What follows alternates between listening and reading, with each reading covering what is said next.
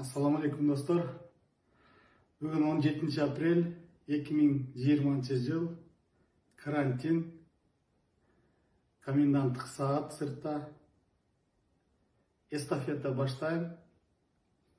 Özümün saqtanlaşlarıma, degile kollega dostlarıma, Facebook'tagi dostlarıma kettik.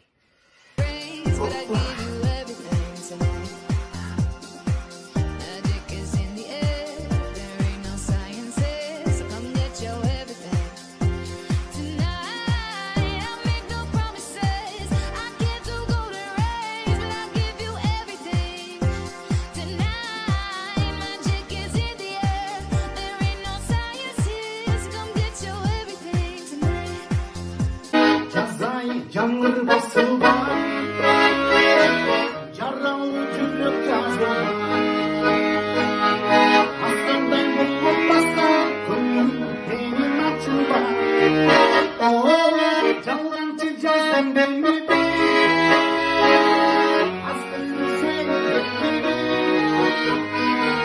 Yağmurdan beni taşla, yağmur taraftan var. Canım içindeki